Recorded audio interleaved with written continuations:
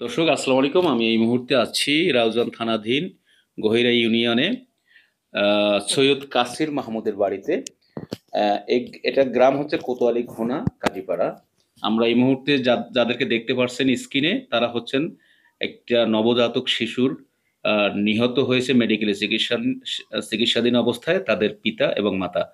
আমি তার শিশুটির পিতার নাম হচ্ছে মোহাম্মদ ওসমান গনি। আমি তার কাছ থেকে কিভাবে শিশুটি মারা গেল এবং ডাক্তারদের ভূমিকা কি ছিল সেটার ব্যাপারে আমরা শুনবো আর কি। হুজুর আসসালামু আলাইকুম। ওয়ালাইকুম জি, আসসালাম। আপনি একটু কাইন্ডলি আপনার শিশু সন্তানের বিষয়টা একটু বলেন আমাদের কাছে খোলামেলা।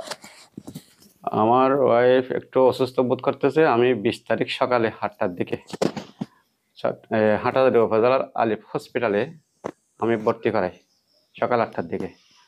ওই দিন দুপুর 12টা 45 মিনিটে আমার একটা ছেলে জন্মগ্রহণ করার পর এখানে আমরা একদিন অবস্থান করেছি ডাক্তারের পরামর্শে। এর পরের দিন 21 তারিখ আমাদেরকে এরা রিলিজ দিয়েছে, বলছে যে ছেলে আল্লাহ রহমতে সুস্থ আছে, আপনারা চলে যেতে পারবেন। তো আমি এরপরও একজন শিশু বিশেষজ্ঞ রবিউল আলম মেডিকেলের হসপিটালের ওনাকে দেখাইছে, আবার উনি ক্লিয়ারেন্স দিছে, মানে আপনারা চলে যেতে পারবেন।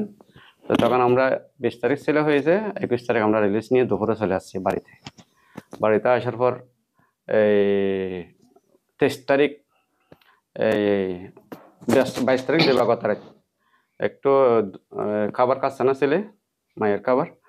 তখন আমি বলছি যে তাহলে সকালে একটা ডাক্তার নিয়ে আসি, গ্রাম্য ডাক্তার। তা আনছে যে উনি বলছে যে আমি হাত দিতে পারবো না, যেহেতু নবজাতক, আপনারা হাটাদারিতে নিয়ে যান। তো আমরা কি করছি, ইউনিক ডায়াগনস্টিক সেন্টার একটা শিশু বিশেষজ্ঞ বসে, ডাক্তার আব্দুর রহিম ওনার নাম। তো ওনার নম্বর নিয়েছি 10টার দিকে। তো উনি আস্তে আস্তে গাড়ির জ্যামের কারণে 12টা বেজে গেছে। তো উনি দেখছে, ছেলে দেখে বলতেছে একে মেডিকেলে নিয়ে যেতে হবে, রেফার করছে। তো আমি তখন একটা অ্যাম্বুলেন্স ঠিক করার পর আমি ওই দ্রুত ওই শমশেরপাড়া সানগাঁও শমশেরপাড়া ইন্টারন্যাশনাল মেডিকেল কলেজ ওইখানে নিয়ে গেছি। ওখানে নিয়ে যেতে প্রায় 1টা পার হয়ে গেছে। তো এখানে আমি ভর্তির রিসিপ্ট কাটছি। এরপর এমার্জেন্সিতে এরা দেখছে 103 ডিগ্রি গায়ে জ্বর। এরপর এরা আবার এনআইসিইউ বিভাগে কিছুক্ষণ রাখছে, প্রায় 2 ঘন্টা রাখছে এখানে। এই শমশেরপাড়া মেডিকেলে? হ্যাঁ জি। জি, ওখান থেকে রেফার করছে আপনাদের মেডিকেলে নাকি? জি মেডিকেলে বলছে, মানে মৌখিকভাবে আমাকে বলছে যে পার্ক বিয়েতে নিয়ে যান। পার্ক ভিউতে নেওয়ার জন্য। জি। তো কয়টা বাজে নিয়ে আপনি ভর্তি করালেন তখন? আমি পার্ক বিয়েতে 5টা প্রায় 40 মিনিট হয়ে গেছে তখন ওই দিন? এখানে। জি, ওই আচ্ছা দিনে আচ্ছা। 23 তারিখ ভর্তি করাইয়া ভর্তি আপনাকে করাইয়া এনআইসিইউ তে ভর্তি করাইছেন। এনআরসিতে ছেলে ঢুকাই দিয়েছি। হুম তারপর ভর্তি এগুলো ক্লিয়ার করছি। হুম এরপরে চিকিৎসা চলতেছে। হুম তা আপনি তো এখানে নিয়ম হলো এনআরসি নিয়ম নাকি গাড়ি মানে দেখতে পারবে না হুম। সবসময়। তো এই সবসময় দেখা যাবে না। দেখা যাবে না। তো আমরা তো বাইরে অবস্থান করতেছি, এরা চিকিৎসা করতেছে। তো ওই দিন রাত্রি প্রায় 12টার দিকে বলতেছে যে একটা ডোনার ঠিক করেন, রক্ত লাগবে। ব্লাড লাগবে, হ্যাঁ। জি। তো আমি ডোনার ঠিক করতে করতে প্রায় রাত্রি 2টা বেজে গেছে। জি, 2টা বাজে পলিটেকনিক্যালের একটা ছাত্র জি, আসছে ব্লাড দেওয়ার জন্য। ওনার মাধ্যমে ওকে বিদায় দিয়ে প্রায় রাত্রি 3টা বেজে গেছে। জি। তার আচ্ছা, কয় ব্যাগ রক্ত জোগাড় করলেন এ পর্যন্ত আপনার, এ যেহেতু পর্যন্ত বাচ্চা মারা প্রায় গেছে? আমরা তো 5 জন ডোনার কালেকশন করছি। কত করে টাকা খরচ দিতে পারে তাদের সবার? একবার তো ৪৩০০, ৪,৫০০ এভাবে গেছে আরকি। তাতে প্রায় ২০-২৫ হাজার টাকার মতো খরচ এগুলো তো হয়েছে। প্রায় 20,000 মতো গেছে শুধু আমার। ব্লাড কালেকশন করার জন্য। জি, জি। এরপরে আপনার সন্তান যে মারা গেছে, এটা কি ডাক্তার আপনাদেরকে বলছে? এখন ১২ দিন যখন ১২ দিন হয়ে গেছে ভর্তি করাইছে যে। হুম, তো আমাদেরকে বলে যে একটু ইমপ্রুভ হচ্ছে, দ্রুত হচ্ছে না। হুম, মানে একটু আস্তে, আস্তে হচ্ছে। হুম, এতদিনে তো আপনাদেরকে কেবিনে দেওয়া দরকার। হুম, এভাবে বলছিল। ইনচার্জ যিনি ডাক্তার সগীর এর নাম। হুম, ডাক্তার সগীর। তো এরপরে কি করছি, যখন ১২ দিন হয়ে গেছে, তো আমার আর্থিক দৈন্যতার কারণে আমি বলছি যে আমার ক্রাইসিস একটু আর্থিক। কারণ আমরা একটা চাকরি করি। আপনারা চিন্তা করছেন এনআইসিইউতে রাখতে অনেকদিন রাখলে হয়তো অনেক টাকা আসবে। জি, জি। এটা হয়তো না আপনার। এখনো তো চলে আসছে টাকা। হুম, তারপরে টাকা বেশি হয়ে গেলে এরা চাপ দেয় টাকা দেয়া পেড করার জন্য। হুম, হুম। এরপরও এটা আপনি কিভাবে বুঝলেন? এরা আমাদেরকে ইনফরমেশন দেয়, ডাকে। এত হুম, টাকা হয়ে গেছে, এত হুম, টাকা পেড করতে হবে। হুম, তো এই একদিন আমি তো ১০ করে ২ বার পেড হুম, করছি। হুম, আরেকদিন প্রায় ৮৫,০০০ টাকা হয়ে গেছে। হুম, আমাকে ডাকছে। আমার ওয়াইফকে ডাকছে। ওদিন আমি ছিলাম না। আমি মাদ্রাসায় চলে আসছি ডিউটিতে। হুম, তারপর আমি গেছি, আমাকে ডাকছে। হুম, আমি বলছি যে, "ভাই, আমি তো এখানে, আমার ওয়াইফ এখানে। হুম, আমার ভাই বাড়িতে গেছে, টাকা আনে হুম, ৮৫,০০০ হয়েছে হুম, ওইদিন। এই আমার ভাই বাড়িতে আছে। আগামীকাল টাকা আমি হুম, কিস্তিতে যা দিতে পারি।" দেব, না হয় 50 টাকা 50,000 দিতে হবে। হুম, এটা আমি তো টাকা দিয়ে তো আমার ছেলেটা নিব যদি হুম, সুস্থ হয়, আমি হুম, তো টাকা মেরে খাবো না। এরপর এর ঊর্ধ্বতন কর্মকর্তার কাছে আমার কাছে পাঠাইছে আবার। হুম, মালিক নামক একটা কর্মকর্তা আছে। হুম, মানে এটা ট্যাকেল দিতে পারতেছে না যে, মানে হুম, টাকা দিতে হবে। হুম, এমন বলে যে 50,000 টাকা পেড করতে হবে। হুম, আমি তো বলছি আমি 20-30 দেবো আপাতত। হুম, এরা মানে না। তো ঊর্ধ্বতন কর্মকর্তার কাছে গেছি, উনি বলছে ঠিক আছে। আমি বলছি আমি তো এভাবে আমার হুম, ক্যাশের বাড়িতে গেছে টাকা নিয়ে দেবো আগামীকাল। হুম, এভাবে সেটা। তো 12 দিন হয়ে গেছে যখন ৩ তারিখ ৩রা আগস্ট, হুম, আগস্টের ৩ তারিখ রাত্রি 11:30টায় হুম, ডাক্তার আমাকে ডাকছে। হুম, ডাকার পর বলছে যে, "আপনার ছেলে এই অক্সিজেন মোটামুটি এখন কম লাগতেছে। হুম, তারপরে এখন একটা জীবাণু পাওয়া গেছে।" হুম, তো জীবাণু এটা আমরাও বুঝতেছি না। হুম, তো আমরা বাইরে এসে হাসাহাসি করতেছি। হুম, এই জীবাণুটা কি ঢাকায়ও পাওয়া গেল না? না হাটাজারিতে চলে গেছে জীবাণুটা ছেলের কাছে। হুম, ওরে এটা হাসাহাসি করতেছি একটু। ডাক্তারও বলতে পারে না, আমি জীবাণুটা বুঝতেছি না। তো জীবাণুটা ইয়া করার জন্য এরা নাকি এমনি তারপরেও ওষুধ দিয়েছে। বলে হুম, একটু কাজ সামান্য করতেছে এটা বলছে। হুম, ঐদিন ৩রা আগস্ট দিবাগত রাত্রি 11:30টায়। হুম, তো আমি ওই রাত্রে বলছি ডাক্তারকে, আমি বলছি, "স্যার আমার একটু আর্থিক ক্রাইসিস, টাকা তো প্রায় অনেক হয়ে গেছে। হুম, আমি আর পারতেছি না। আমি ৳৬০ মেডিকেলে নিয়ে যাবো।" হুম, তখন নিয়ে যেতে পারল না। হুম। তারপরে আবার ওইদিন মানে চিটাং মেডিকেলে নিলে কি ভালো ট্রিটমেন্ট পাবেন? না আপনার এই টাকাও আশায় আরকি। ভালো ট্রিটমেন্ট তো আ আপনারা এখানেও পেতে পারেন। এখানে আমার বিশ্বাস হচ্ছে না যে ১২ দিন হয়ে গেছে। হুম, একটা ছেলে। হুম, ৫ দিন যাবৎ ফিডার দিয়ে দিচ্ছে মার দুধ। হুম, ৫ দিন তো দেওয়া যায় না। এমনি হুম, সাধারণত ৩ দিন দিলে ৩ দিনের পরে সরাসরি হুম, ইয়া দেয়। হুম। কিছু সন্দেহ জাগতেছে। এই আপনারা কি জানেন যে চিটাগাং মেডিকেলে যারা চাকরি করে, ওখানকার এমপ্লয়ি ডাক্তাররাই কিন্তু এই প্রাইভেট ক্লিনিক গুলো করে। এটা জি, কি জানা আছে? জি, জি, আছে, আছে। তো ওখানে নিলে যে আপনি কি সুবিধাটা পাবেন সেটা হচ্ছে অর্থনৈতিক সুবিধা। অর্থনৈতিক একটু হ্যাঁ, ক্রাইসিস একটু হ্যাঁ, আমার লাঘব ওইটা হবে। চিটাং মেডিকেলে গেলে হয়তো কম খরচ হইতে জি। পারে। হ্যাঁ? এটা এটা প্রাইভেট একটা বিল উঠতেছে প্রায় ডেইলি ৳২০,০০০। হুম। তো ওইখানে তো সরকারি মেডিকেল কম উঠবে। এই আচ্ছা, চিন্তায় তো আমি তারপরে লাস্টে কি বলল শেষে? তো ৩ তারিখ আগস্টের ৩ তারিখ রাত্রি 11:30 ডাক্তারকে বলছি এটা। হুম, মানে আমি চট্টগ্রাম মেডিকেলে নিয়ে যাবো স্যার। হুম, আমি আর পারতেছি না। আপনি জানেন আমি তো একটা চাকরি করি টিচারি পেশা। হুম, এখানে তো সামান্য নির্দিষ্ট বেতন আমাদের। তো ঐদিন বলছে আচ্ছা হয়তো নিয়ে যেতে পারেন। হুম, কি করার তো কিছু নেই। তো ঐদিন বলছিল যে একটা জীবাণু পাওয়া গেছে এটা নাকি এও জানে না। হুম। আচ্ছা। এই যে ডাক্তার হয়ে এমবিবিএস ডাক্তার উনি সগীর। হুম, এনআইসি এর ইনচার্জ উনি। হুম। এই অধীনে এটা চলে। ডাক্তারদের অজানা জীবাণু আছে অ্যা ওখানে। হয়তো পরীক্ষা করলে বুঝতে পারবে। হ্যাঁ, পরীক্ষা ছাড়া তো আর ডাক্তার বুঝতে পারে না। জি। পরীক্ষা করবে মেশিনে। আচ্ছা যাই হোক। তো ওই এখন রাত্রি বলছি 11:30টায় ৩ তারিখ আগস্টের। আমি সকালে এদের ইনচার্জ আছে এনআইসি বিভাগের যে ইনচার্জের রুম হুম, এখানে গেছি আমি। আমি বলছি, "ডাক্তারকে রাত্রে বলছি, হুম, আমার ছেলে নিয়ে যাবো একটু প্রসেসিং করেন।" হুম, ওই ৪ তারিখ সকালে আমার ওয়াইফকে আমি বাড়িতে পাঠাই দিয়েছি টাকা নেওয়ার জন্য। হুম, ওয়েট করে বিল হয়ে আমি নিয়ে যাবো সিটি মেডিকেল কনফার্ম।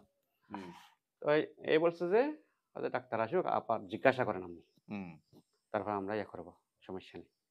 তো ডাক্তার প্রায় ওইদিন 11:30টায় আসছে আবার সকালে। হুম, এসে আমি রাত্রে বলছিলাম আপনাকে, হুম, "আমার তো ছেলে তো চট্টগ্রাম মেডিকেলে নিয়ে যাবো। আমি আর্থিক ক্রাইসিস এর কারণে এখানে রাখতে পারতেছি না।" হুম, তো আবার ডাক্তারের কাছে আমি এটা ক্লিয়ারেন্স নিছি। মানে অক্সিজেন দিয়ে নেওয়া যাবে কিনা? হুম, হ্যাঁ, নেওয়া যাবে। তারপর আমি আমার ছেলে আরো সেফের জন্য আমি আরো এনআইসিউ একটা ইয়া অ্যাম্বুলেন্স ঠিক করছি। হুম। ডাক্তাররা বলছে যে অক্সিজেন নিয়ে যেতে পারবেন।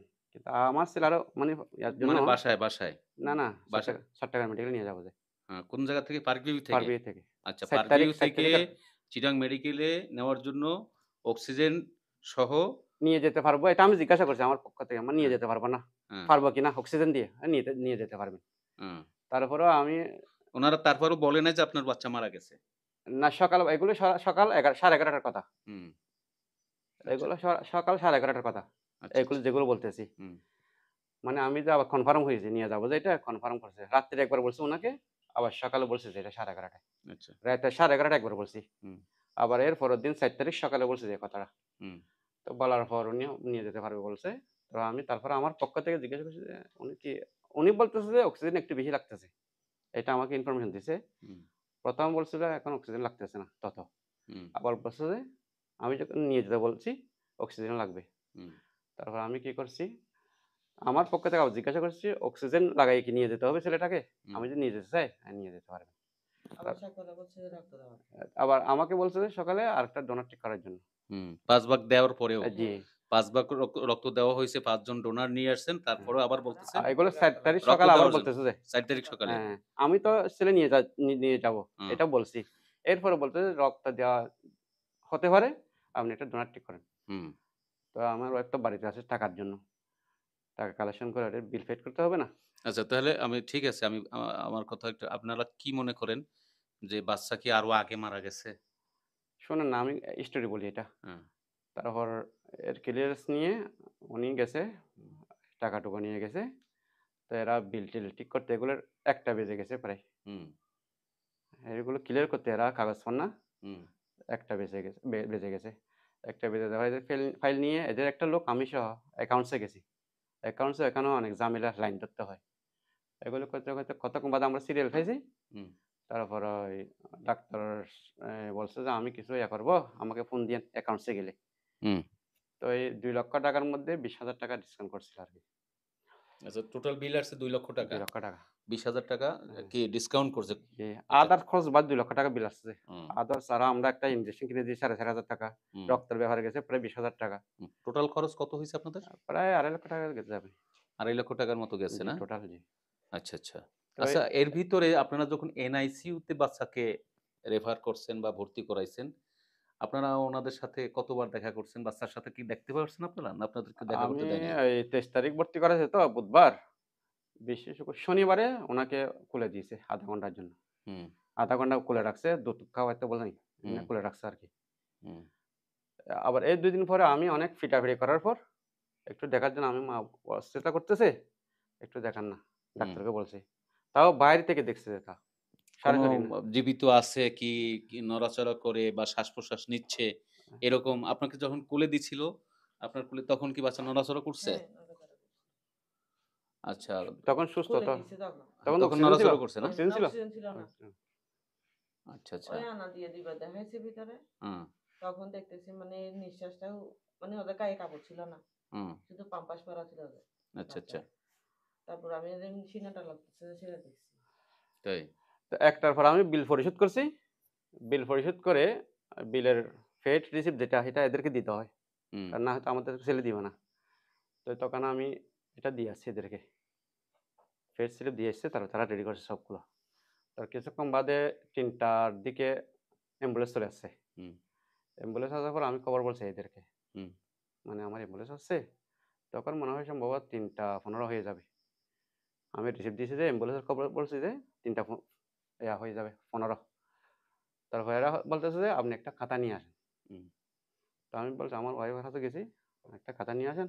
তো ও সহ আমি এখানে আসছি, ঢুকছি। এনআইসি বিভাগে ঢুকছি। ঢোকার পর দেখতেছি খাতা দিছি। দিছি মাত্র মানে ৫ সেকেন্ডের মধ্যে আবার ডাক্তার এসে আমাকে দ্রুত বলতেছে যে ছেলে হার্ট অ্যাটাক করছে। হুম, অথচ আমাকে খাতা দেওয়ার কথা বলে আমি দ্রুত খাতা নিয়ে আসছি। হুম, কারণ আমার তো অ্যাম্বুলেন্স রেডি হুম, চট্টগ্রাম মেডিকেলে নেওয়ার জন্য। আমি আইসিইউ অ্যাম্বুলেন্স নিছি।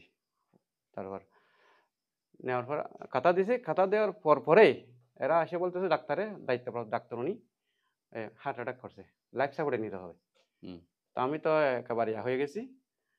এ আমার ওয়াইফ এই সময়ে দ্রুত বেগে আমার ছেলে দেখবো বলে দৌড় দিছে। তো হুম, এরা যেতে চায় না এখানে। ধরে হুম, ফেলছে। হুম, তারপরে এটা এদেরকে অপেক্ষা করে উনি দিকে দেখতেছে হুম, ছেলেটা মারা। হুম। তো আমার প্রশ্ন হলো আমার ছেলের অবস্থা যদি খারাপ হয়, আমাকে ১০ মিনিট আগে জানান, ১৫ মিনিট আগে জানান। উনি গিয়ে এস দেখছে বাচ্চাটা মারা মারা গেছে। গেছে। বাচ্চাটা মারা গেছে। তারপরও বলছে কি লাইফ আইসিইউতে নিতে সাপোর্ট হবে। লাইফ সাপোর্টে দিতে হবে। লাইফ সাপোর্ট দিতে হবে। হ্যাঁ। তো ইনু অর্থাৎ যখন মৃত বাচ্চাকে লাইফ সাপোর্ট জি, দিতে জি, হবে। জি। এই ইনি যখন এসে এই কথাটা বলছে, ডাক্তার এটা ধরো মানে একেবারে বেকুব হয়ে গেছে। হুম, আর এর মুখে কোনো আওয়াজ আসতেছে না। আচ্ছা। এরপরে মানে আমাদের উনি বলার পরে জি। এর আগে ডাক্তার জানে না যে বাচ্চা মারা গেছে বা না, না, আপনাদেরকে বলে নাই। বলতেছে না তো। জানলেও বলে নাই। বলেনি যে বলতেছে না আসলে তো। বলেনি যে। ও, এইটা তাহলে মনে আসলে করেন বলেনি যে। কতক্ষণ আগে মারা গেছে বা ১ দিন বা ২ দিন আগে? সেটা তো বলতে পারবো এটা না। তো আমরা বলতে পারতেছি না। হুম। এটা তো উনি অপেক্ষা করে এদেরকে আচ্ছা, এই ঘটনাটা কখন বলতেছে, তখন সময় কত? এগুলো এই ৩টার ৪টার পর, আগে। ৪টার আগে ৩টার পর। আ ওই তারিখে। তখন ওইখানে এমডি আছে তখন ৪টা ৮ মিনিট হইছে। হুম, মানে ৪টা ৮ মিনিট হইছে তখন। হুম। আপনি তখন গিয়ে দেখছেন আপনার বাচ্চা মারা গেছে। হ্যাঁ, আমি গিয়ে দেখতেছি বাচ্চা মারা গেছে। এখন তো আমার বাচ্চা তো মারা গেছে। এখানে লাইফ সাপোর্টটা কিসের জন্য দিতে হবে? লাইফ সাপোর্টও দিতে হবে। হ্যাঁ, লাইফ সাপোর্টে দিতে বলছে। তুমি প্রশ্ন করতেছো যে আচ্ছা, কিন্তু আচ্ছা, আমার লাইফ সাপোর্টে বাচ্চাটা কেন মারা দিবেন? আমার গেছে। বাবা তো মারা গেছে। আচ্ছা, আমার আচ্ছা। বাচ্চা তো বেঁচে নেই। লাইফ সাপোর্টে কিসের জন্য দিতে বলতেছেন আচ্ছা, আমার বাচ্চা? দর্শক বুঝতে পারছেন আপনারা বাচ্চা মারা গেছে তারপরও লাইফ বাচ্চাকে সাপোর্টে লাইফ দিতে সাপোর্টে বলতেছে। দিয়ে ওনাদের কাছ থেকে মোটা অঙ্কের টাকা হাতানোর জন্য অপচেষ্টা করছে। তারপরেও তারা ৳২,০০,০০০ কমে ৳২০,০০০ কমে ৳২,০০,০০০ দিয়েছে। অর্থাৎ এই টাকা দিয়ে মৃত বাচ্চাকে কিনিয়ে আনতে হয়েছে। ও তো এখন আপনারা আপনাদের মূল বক্তব্য কি? আপনারা কি এটার বিচার চান? যেন আরো ২-১ টা বাচ্চা বা আর কারো মায়ের বাচ্চা এরকম যেন না আ হয়। ইয়া না করে। এটা তো অবশ্যই আমরা চাই। আপনারা হ্যাঁ। এইটার ব্যাপারে কি সেখানে চান? তো আমি বলেও আসছি। সেখানে একটা কোনো সুবিধা নাই। একটা আইসিইউর কোনো মা-বাবা একটা রেস্ট নিবে। সারাদিন খাটনি করে একটু শুবে সেটা শুতেও দেয় না। সামান্য একটা পানি পড়ছে যে হুম, পানির বলতেছে বোতল এগুলো পর্যন্ত নাই। কেবিনের পানি। কেবিনের পানি। হুম। মানে নিচ থেকে যতক্ষণ কিনে আনছি ততক্ষণ আর পানি। বিলের জন্য বলতেছে যে বিল এত মানে এত পরিমাণ দিতে হবে, পে মানে করতে আজকে হবে। ৳৫০,০০০ দিয়ে দিতেই হবে। হ্যাঁ। আমি বলছি যে আমি তো ২০, ৩০, ৪০ দেব যে না হলে ৫০ এর উপর দিতে হবে দিলে। এভাবে বলতেছে। আচ্ছা, আমি আচ্ছা। বলছি যে আমি তো বিল তো দিয়ে যাবোই। আচ্ছা, কিন্তু আমার এখন আপনাদের বক্তব্য কি? বাচ্চা যেভাবে তারা অশ্রদ্ধা করে বা এরকম মারা যাওয়া বাচ্চা আ আরেকজন ডাক্তার বলতেছে যে রাত্রে যদি ঘুমানোর সময় যদি শিশু মারা যায় তাহলে ওদের কোনো দায় নাই। তাহলে দায় না থাকলে এতগুলো নার্স এখানে প্রত্যেক ওয়ার্ডে এতগুলো নার্স কিসের জন্য রাত্রে আছে? কারা ঘুমানোর সময় মারা গেলে? মানে বাচ্চা যদি উ ঘুমানোর সময় মানে মারা উনি যায়। প্রশ্ন করছে যে এই ছেলেটা তো এনআইসি বিভাগে। হুম, সবসময় পর্যবেক্ষণে রাখতে হবে না? হুম। তো এরকম মার্কেটের মধ্যে একজন বলতেছে যে মানে রাত্রি ছেলে মারা গেলে আমরা কিভাবে বুঝতে পারবো? তো এটা একটা কথা হলো। এটা এনআইসিইউ না? এনআইসিতে এ সবসময় তো মেয়েরা থাকবে হুম। শিশুদেরকে দেখার জন্য। গভীর পরিচর্যা এটা জন্য। এটা হ্যাঁ, প্রশ্ন এটা। কারণ রাত্রে মানে যদি ২০ জন থাকে রাতে ২০ জন থাকবে, দিনে ২০ জন থাকবে সেরকম থাকবে সবসময়। হুম। যারা নাইট ডিউটি করে সেখান থেকে ঘুমানোর কোনো এখন নাই। আপনাদের চাওয়া পাওয়া কি? আমার প্রশ্ন সরকারের হলো কাছে? আমার ছেলে যদি অবনতি ঘটতো, এটা আমাকে জানাতে হবে না? হুম, আমাকে ০.৫ ঘন্টা আগে জানাতে পারতো, ২০ মিনিট আগে জানাতে পারতো, কাঁথা নিয়ে ১৫ গেছেও মিনিট আনার আগে জন্য। জানাতে পারতো। আমাকে তো রিলিজ দেওয়ার জন্য খাতা নিয়ে যেতে বলছে। আমি নিয়ে গেছি ছেলের জন্য। হুম। আমার প্রশ্ন হলো এটা। আর উনি যখন ছেলে এসে বলছে মারা গেছে, এই ডাক্তারটা মানে আর আওয়াজ করতে পারতেছে না। তাহলে এর মানে ডাক্তারও জানে না যে বাচ্চা মারা গেছে না জীবিত আছে? বাচ্চা মারা গেছে সেটা জানে ওরা। জানেও বলতেছে না যে লাইফ ওই সাপোর্ট আমি লাইফ যদি সাপোর্টে না পয়সার ঢুকতাম জন্য, টাকার জন্য। টাকার জন্য টাকার বলছে। জন্য। না এখন হয় একটা মারা লাস্টে কিরকম বিচার চান না মাফ করে দিবেন এদেরকে? এটা তো অবশ্যই বিচার চাই। আমাদের দেশে তো এখন তো মনে করেন বিচারের তো পাওয়ার সম্ভাবনা থাকে না। এরা প্রভাবশালী মনে করেন। তো তারপরেও আমার একটা আপনাদের কাছে অনুরোধ হলো সাংবাদিকদের কাছে বিশেষ করে যেগুলো প্রাইভেট হসপিটাল আছে, এগুলোর ব্যাপারে অনুসন্ধানী সাংবাদিকতা করবেন আপনারা। যাতে জনগণ সুফল পায়। আর সরকারি মেডিকেলে যাতে আরো সেবা পায়, এগুলোর ব্যাপারে আপনারা নিউজ করেন। এটা আপনারা কি চান? আমরা তো অবশ্যই এই আপনাদের সমস্ত বাচ্চা মারা গেছে, আপনারা এত কষ্ট করছেন, এতগুলো টাকা আমার তো এগুলো কসাইখানা। আমি যা দেখতেছি এগুলো কসাইখানা। এগুলো জুলুম করে মানুষের উপর। আপনারা এর বিচার চান না? অবশ্যই বিচার চাই। তো এটা কিরকম বিচার এটা যেন? আমরা প্রশাসনের নিকট বিচার চাই আমাদের মাধ্যমে, সাংবাদিকদের মাধ্যমে। আপনারা লেখালেখি করেন। তার মধ্যে আমাদের চট্টগ্রাম সিভিল সার্জন আছে। এরা এগুলো দেখভাল করে। এই স্বাস্থ্য পরিচালক আছে চট্টগ্রাম বিভাগীয়। এরা তো এগুলো দেখে। আপনাদের তো এটা রাউজান না? জি, রাউজান। আ আ স্বাস্থ্য উপদেষ্টা নূরজাহান। জি, উনার বাড়ি তো এই নজুমিয়া হাটে। জি, হাটাজারিতে। হাটাজারি পড়ছে। তো আপনি তার উদ্দেশ্যে কিছু বলেন। আমি বাংলাদেশের এ চিফ অ্যাডভাইজার যিনি উনি সহ স্বাস্থ্য উপদেষ্টা, তারপরে আপনার চট্টগ্রাম সিভিল সার্জন সবার কাছে আবেদন হলো, আপনারা চট্টগ্রাম না শুধু সারা বাংলাদেশে যতগুলো প্রাইভেট মেডিকেল ডায়াগনস্টিক সেন্টার আছে, এগুলোর তদারকি করার জন্য। যাতে জনগণ সুফল পায় স্বাস্থ্য খাতে। যেন আইসিইউতে রেখে হ্যাঁ, অ্যা আ এভাবে জনগণের টাকা ব্যবসা আত্মসাৎ করতে না করতে না পারে। পারে। কসাইখানা, জালেম এগুলো জুলুম করতে না পারে। আমি তো ডাক্তারকে বলছি, "তুমি কোন মেডিকেল থেকে পাস করছো?" চট্টগ্রাম মেডিকেল। আমি বলছি, "জনগণের ট্যাক্সের টাকায় ডাক্তার হয়ে তুমি এদেরকে জুলুম করে যে টাকা কামাই দিচ্ছ, কসাইগিরি করতেছ। তুমি এটা করা করলে তোমার কোনো চিন্তা ভাবনা নেই?" আচ্ছা, আপনার ছেলে-মেয়ে কজন টোটাল? আমার বর্তমানে ওই মারা গেছে এটা ৪ জন। ২ জন ছেলে, ২ জন মেয়ে ছিল। নবজাতক সহ। হুম। এখন ১ জন ছেলে আছে, ২ জন মেয়ে আছে। এই যে ছোট ২ জন বাচ্চা দেখা যায় এরা আপনার না? জি। এই এই ছেলে একটা বড় নেই, এরপরে ২ টা মেয়ে। আচ্ছা। আচ্ছা যাক এদেরকে নিয়ে যত্ন করেন। আর যে ছেলে মারা গেছে তার জন্য দোয়া করেন। আমরা দেশবাসীর কাছে দোয়া চান। আপনাদের পরিবারের একটু সান্ত্বনা দেওয়ার মতো আ আমার কাছে ভাষা নাই। কিন্তু যে বাচ্চা অবহেলা, অশ্রদ্ধায় মারা যায়, টাকায় গেল। আপনারা যদি এখানে ফারুক বিতে যান, এখানে আরো এনআইসিইউর রোগীর অভিভাবক আছে না? হুম, এদের কাছে যদি অনুসন্ধান করেন, আমার মনে হয় অনেক তথ্য পাবেন। আর যারা মারা গেছে, এদের তথ্য নিয়ে যদি আপনি যোগাযোগ করেন মোবাইলের মধ্যে, এরা অনেক তথ্য দিবে, আমার ধারণা। আচ্ছা, ঠিক আছে। দেশবাসীর তো কাছে আপনি আমার দোয়া একটা চান। অনুরোধ, আপনাদের কাছে অনুরোধ, যেহেতু আপনারা সাংবাদিকতা করেন, অনুসন্ধানী কিছু নিউজ করেন এই ব্যাপারে। জনগণ সফল হবে এগুলোর। জি, অবশ্যই। আমরা তো জনসেবাই করার জন্য জি, এগুলো করি। কারো ব্যক্তিগত কারো প্রতি আমাদের কোনো রাগ জি, নাই, জি, ক্ষোভ নাই, আক্রোশ নাই। জি, ঠিক আছে তাহলে। জনস্বার্থে আমরা এগুলো করি। জনস্বার্থে অবশ্যই। দোয়া রাখবেন। আসসালামু আলাইকুম। আপনাদের ধন্যবাদ। আচ্ছা, আসসালামু আসসালামু আলাইকুম।